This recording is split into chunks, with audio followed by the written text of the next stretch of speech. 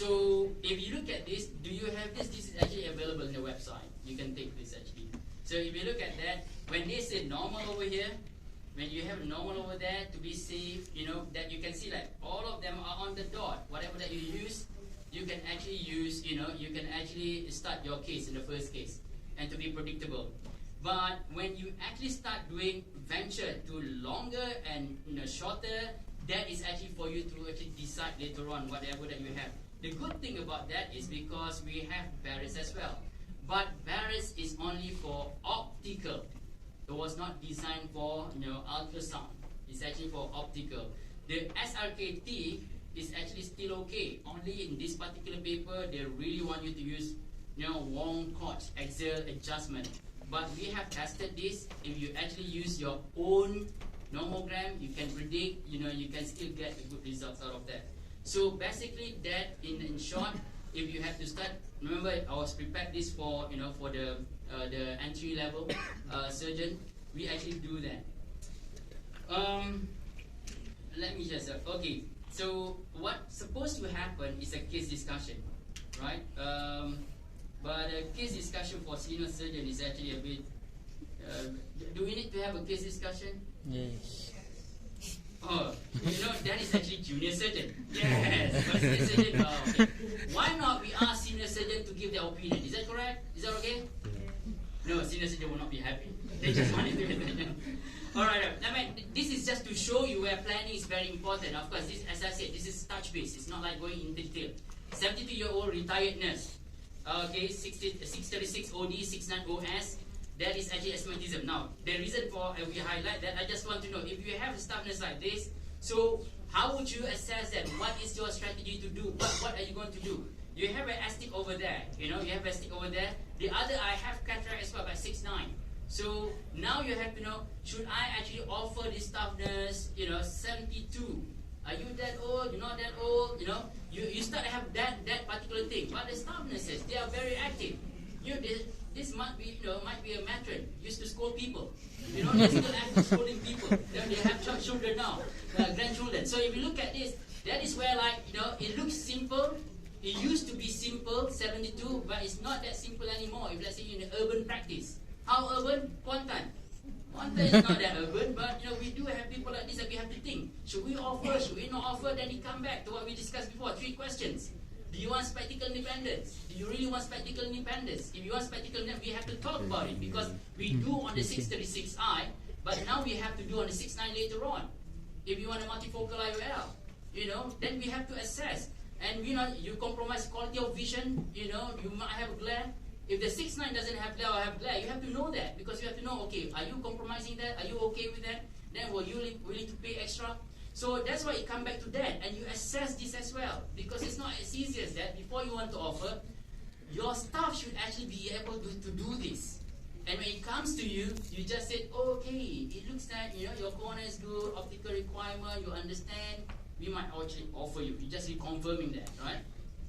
And again, I said the planning based on the cornea. So it comes back to all this. Even though it's simple as that. If the patient said, no, I don't know yet, I just want to wear glasses, that's fine. Do one eye first. The 6'9", wait until it become counting finger, we do another one.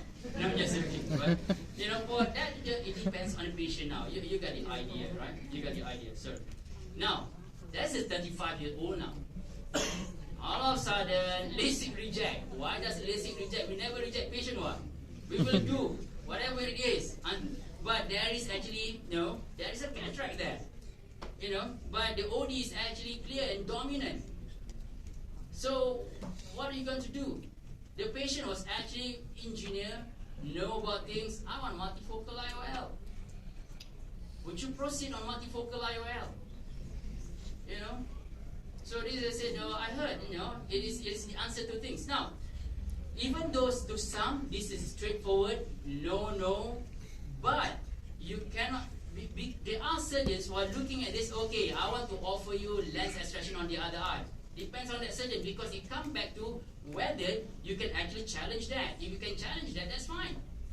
There are many good surgeons, great surgeons be able to challenge that lens extraction, but there's no cataract there. It used to be lens cataract extraction is a no. But now if you look at it, it becomes a practice. But a practice doesn't mean that you have to do. If you're not not actually equipped to deal with it. Now, I don't know whether this is a patient that we actually look at, we reject for LASIK, and we say that we are not going to do. That's our option. There are actually a surgeon actually went and do the multifocal IOL, and patient not happy. The reason for that, patient doesn't have astig before. Now after multifocal IOL, patient have -2 astig. We can't start, just say that if let's say this is something that you think you do not want to do, don't venture it because it becomes problematic later on to actually do it. So I don't want to deal with that. I mean, it's just one of the cases I have. 48 years old, you have 72, easy card, 35 years old, 48 years old, have dense cataract, but the other eye succeeds with that. So no posterior view. Very mild cortical cataract on the right eye, on the left eye. This is day to day, isn't it? That day to day that you have it. So when you look at that, you are thinking, okay, what should I do? No, should I actually offer multifocal IOL? Let's say the patient doesn't ask anything. Should I offer multifocal IOL? The other eye 6.6. It has cataract. Should I actually, So this is a thing that actually you look at and it need to be documented. Now, if the patient doesn't mention about multifocal IOL, you're not confident, don't mention it. Say, oh, the other option is multifocal IOL. Now, what about the other eye? We see what's going on. We'll see. Like Donald Trump said, we'll see. We'll see. And you have to be equipped to see what's going on. If you're not confident of that for whatever reason, then just refer if they want actually multifocal IOL. Now, this is actually look easy day to day that we have, but you get the meaning. Why this surgical planning is very important, right? Because you do not want a complication, but you want to have patience. But be real on this. The case that you always have is this.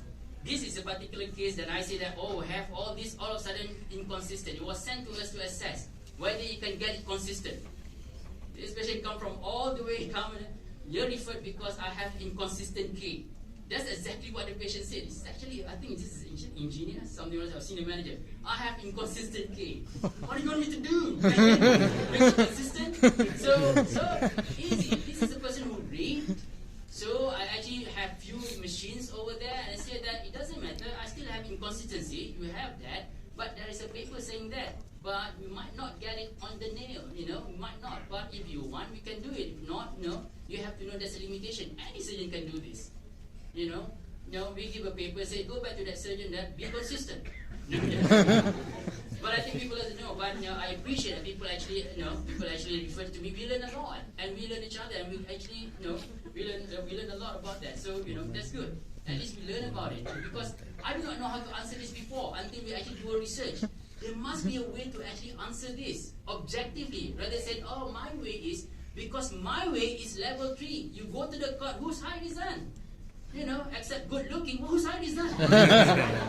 I have to rub it in.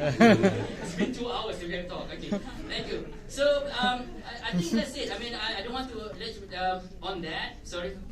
So we stop that because we have another. I supposed to give 3 talks. This is only 1 talk. Amazing. This is like all right. You. Okay. So but I was not paid based on the talk. So now let's take a break for a while, about 2 or 3 minutes. Unless you have any questions. During the break, before we go to Toric procedure, I just want to highlight to you this. I don't know whether you know this. The National Ocular Biometric course, we've been doing this for 6 years now. If not including the individual thing that I do before. Now this is the certification course. This is different from attending the talk. This is actually biometry level 1 course. What we did before for the past 3 years is trying to get certification from ASCRS. We could not because reasons on certification and the performance of the participants. We decided this year UIA will actually give that certificate level 1. We have 3 levels. There are level 1, level 2, level 2. This is level 1. This is actually certification. That means that you have certification of attendance and you have certifications of, certifications. This is for level 1 for your MOs, for opticians and everything. So it's actually hands-on. If you look at this, you have everything. And all the content is invented according to the course that run in ASCRS. It's just that you don't get your certification, but it's invented, right? And it actually supported by Alcon.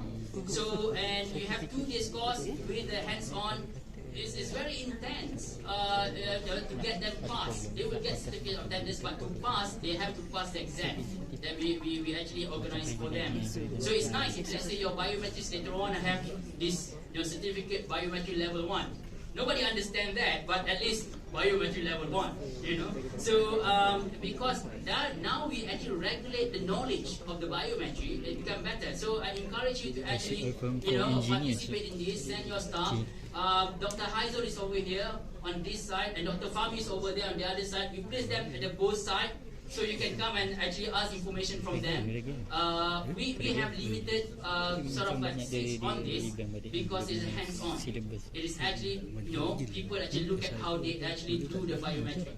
From the A-scan, immersion, optical biometry. The only thing that we don't go through with them is the calculation of IOL. So that is actually advertisement. So during recess, do you want me to go on, or can this is so boring? Maybe Sean Kwame can come and actually, the next part I think is more interesting to the junior surgeon, boring to the senior surgeon. Oh, toric procedure and multifocal IOL. Alright, so whatever it is, I think the break as well for the local Muslims actually here who cannot actually jama, you can actually go now, it's near Maghrib, I think. Okay, the toric procedure, multifocal procedure, I do apologize for the senior surgeon who are actually here. The reason why we developed this is actually to show to them the pain that I have to go through to be trained. Because we thought that we've been trained. If you look at the way we've been trained, right, we attend a lot of courses, one after the other. This is my way of doing things. This is actually my standard. And I go through a lot of pain trying to sieve that out and see what is actually going on and how I'm going to actually get my own way of doing things and standardize that, benchmark that, and again, to do that, I need to actually attend all these courses and get certified. So this is actually a course that's certified with the AACRS again. This is totally different course that I actually attended to get certified, just to look at it, and as I said, at least we have a benchmark. It's not coming from my brainchild, it's actually a standard. I'm sure if let's say we collect all the senior surgeons, we'll be able to come to that. We're looking at APSRS to do something about it. I think we are going to go through that route. But this is basically to look at the procedure, and if let's say from the procedure, we can actually consider all this. Okay, it always come with this. Again, I apologize for the senior surgeon. This is actually a cost review. Are there any difference to multifocal and AT-IOL procedure? How do we ensure the success of AT-IOL? What do we need to do pre-operatively, intraoperatively, and post-operatively? Now, I do have about half an hour for this. We see how it goes. So the first question is, are there any difference? No-brainer. There's difference, but we're talking about procedure. We don't talk about like it's a procedure, the cataract procedure itself. Monofocal, we have instrumentation supplies, we have the surgical procedure. This is a two things when you actually want to start to do any procedure. Instrumentation supplies and surgical procedure. If you look at the instrumentation supply, there's not much of difference. If you look at this, this is all the instrumentation that you have. Anything that you want to do this, including a dial that's missing over here. That's monofocal. You know that. You need a phaco machine. You cannot just suck up with a vacuum cleaner.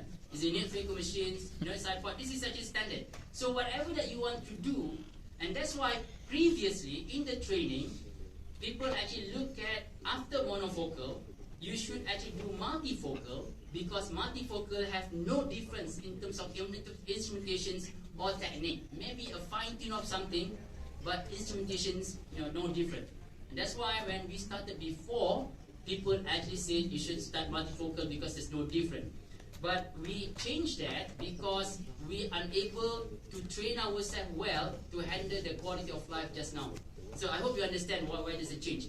But if let's say you're confident on that, you're ready for that, go ahead. Just go with multifocal, because multifocal instrumentation and supplies about the same. There's no difference on that. But when you go to toric, there's a bit of difference, not much, in terms of intra-op, you need a marker and a dialer. Where even in the normal op, you need a dialer. But this one, you must have a dialer that you're comfortable with. It cannot be any sharp dialer that you have, anything that you can just push. You know, you can't. You must have something that you're comfortable handling with because you need to rotate. So when we talk about monofocal surgery in terms of the step, we all know this, right? Anesthesia, drip, blah blah blah, main wound, injection. So if you look at this, if you do well in monofocal, so you don't have to do anything else in multifocal to do it. That's why multifocal learning curve is actually not much, except later on I go through in terms of the capsulorhexis. And that capsulorhexis is very important. I become obsessed about it because, you know, I don't have Lancet. You know, if I do, then I've not become obsessed about it because I think that is very important. The effective lens positions depends on that. You know, whether you have contractions or not, whether it's actually nicely posed or not, I think it's very important. But leave that aside, monofocal surgery and multifocal surgery is not that much of difference. You know, that's why I said multifocal surgery is the same thing. If you say that, so the intra-op, you don't have that challenge. It's the same thing. You inject the same thing. But when you go to toric, that's very different because you at least have 3 steps. That's different now. You have this marking of the cornea, which everybody have their own style. Oh, you might have all this new tech now, the digital marking cornea, and then marking of the axis, and of course you have aligning of the IOL. So this is where the difference in terms of offering, you know, toric, because this is the thing that we want to know. I'm going to touch on this, not more on the multifocal IOL, and I'll be very happy if, let's say, some of the surgeons experience, definitely more than me in the audience, you know, correct me, or just say, no, I will do differently. So it comes back to how you ensure the success then, apart from the surgical planning just now. So there is actually a benchmark paper looking at how do you try to nail the target meridian, whether during marking, whether during aligning, or whether during the marking the axis. So if you look at that, the main principle is still the same for toric. I'm talking about toric now. The axis must be accurately aligned with the target meridian. This is principle, meaning that whatever that you actually measure, it must be actually aligned there, right? So, but the 3 principal steps for the beginners, I mean, you know, you have to measure the axis accurately, easy said, effective to look at the target meridian on the table, and then position the lens in. This has become tricky when you go into the step. I'll show you why. Because that's why I say I've gone through the pain. Because people say it in the talk, but when I do it, I find this is different. I actually receive a lot of WhatsApp from a lot of you know, beginner surgeon asking a very pertinent question, very important questions. I put it in. I thought it's aligned. Before I close the eye, it doesn't look aligned anymore. You know, and then I say, what do you mean? It looks like one is actually on the dot, the other is actually not on the dot anymore. How come? They say, I don't know. Did you check your eye? No, that's okay. So there is a reason for that. And I say, no, let's look again. Let's go through this again, and I show you why. Parallax is very important. I've seen this. When people ask about parallax, they say, I never experienced it before. It cannot be. Because parallax is there. You know, it's just a depth of perception. It's just how you actually deal with it. So, okay, this is just a list you can get in any textbook. But, no, I just go through. I just want to go through, you know, in detail. I'm just looking at the timing. So, okay, now, potential error in toric actually based on this. And we do not want this. This is very important. Transcription error. There is a case that, you know, add and cross. When you actually write that, add and cross, be systematic in the assessment at the add or cross, especially when you have new biometrics. Because we standardize ours in terms of toric. When we talk about toric, we will talk about add rather than cross because it's too confusing for many people. So that's our style. But if you go for cross, make sure that you actually are. But I think all the while now it's actually add is even better. You know, you're actually not going to, you know, make a mistake. But you need to look at that because your biometrics might not actually aware of that, right? So during pre-operative day, this is a long talk. One of the things that we said during the pre-operative day, this is during the day, is actually looking at ensuring the proper alignment. If you look at toric IOL, right, when I said about the marking of the cornea, we were told many things. we were told many things, and believe me, I've tried many things as well. I show you some of these, and just to ease your pain. You know, if you have the pain, that same pain that I have.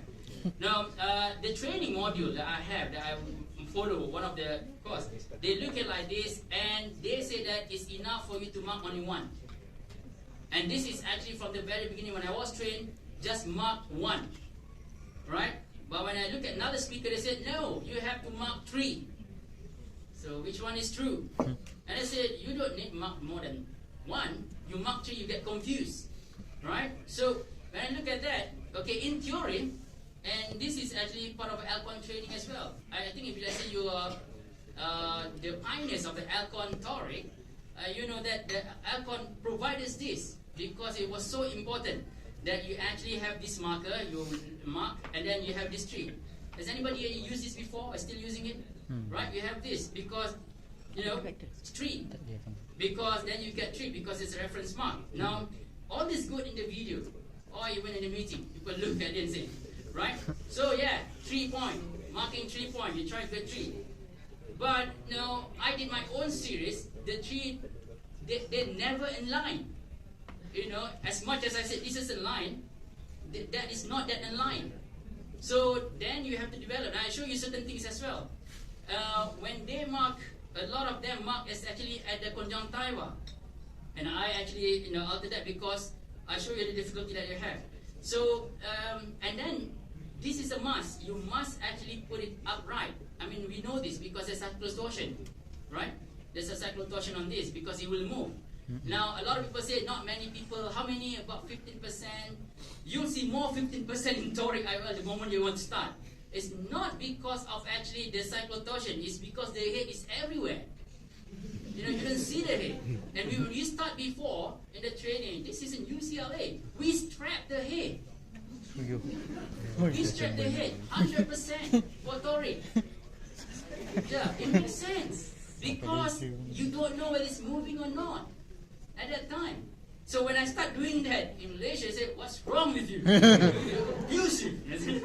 So it's very hard. But I did that because that's a training. Because you and you look later on. Okay, see this is cyclo torsion because it's over here, right? It's over here, over there. And luckily, you know, this is like most of it. And then, you know, I have a patient that, and I don't think sometimes it's because the patient is cyclotort. I think it's because the head as well moving. I do not know where's the movement. And when I strap, people looking at me as if I'm abusive. You know, so but you have to be aware of this. Cyclo torsion is one, but it could be the position of the head of patient as well. Now, when we mark the patient, right? You look at this patient, actually give good stare that I can actually mark. So one of the training that we attended says that look at that. You look at the Hirschberg, it's not level. That means that it's tilted over there. You know, and in terms of anatomy, you just want it to be at that point upright. So you have to actually, you look at this, okay, this is binocular fiction. So you have to actually level it. Now the other thing is actually before, and that's why it's confusing for me, because some people say, okay, you do not to actually close one eye. But when I don't close one eye, it fixates with the other eye. And that makes sense to me that you need to actually close that eye because you want to know what's going on with that eye. Look at me, I can see you, you don't fixate. So that's why the binocular fixation, we want to exclude that. That's why there's a technique that close one eye. You know, not because, but the most important thing is you can see. Whether you close or not, but you can see. You see this is moving. So that's why we actually, well, okay, why don't we play and see what's going on, whether it's actually easy. It makes easy for us, you know, at least for me, when to do that, then I actually can actually level on that. So when you practice in different practice, let's say you have 2 different practice or 3 different practice, not every practice have the same thing. So you have to be vigilant or you have to be adaptable to all the thing that you have. So sometimes you have chair, sometimes you don't have chair, but you want to be actually at the level of patient, right? You want to do that, to level of patients at least. Now if you have chair, it's good. This is a video.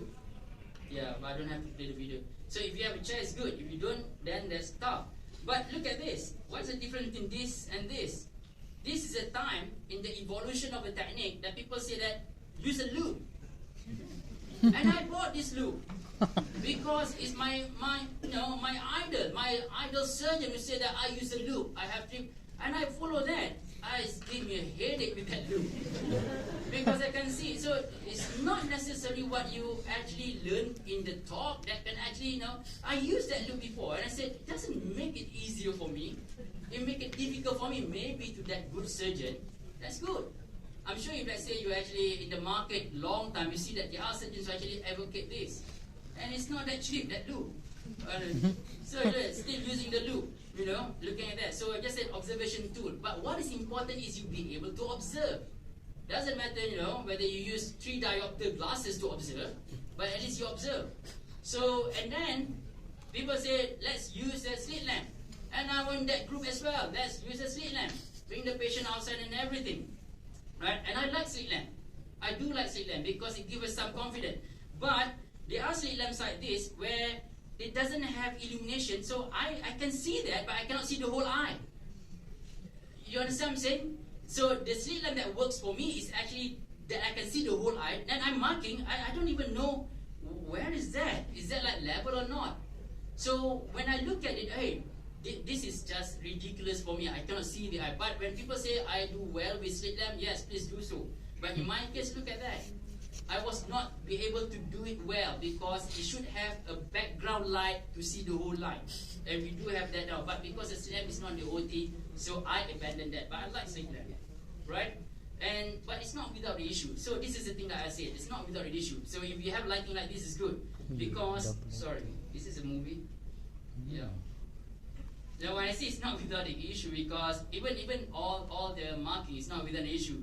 Mark that and then keep on drenching. Oh my goodness. Because I opened the eyes too long, it get watery, and this is actually fairly clear cataract. So so they're gone. Then somebody said, oh, you should use speculum. My goodness, and I've been duped to that as well. Sorry, not duped, but I said, okay, I want the best formation. I put a speculum in. It looks nice, right? It looks really nice when you put the speculum because it's actually like, you have exposure. So then I put speculum. I don't think patient like it. I don't like it either, you would. But look at that, it's just that you don't have to have speculum, you just have good observation. But this is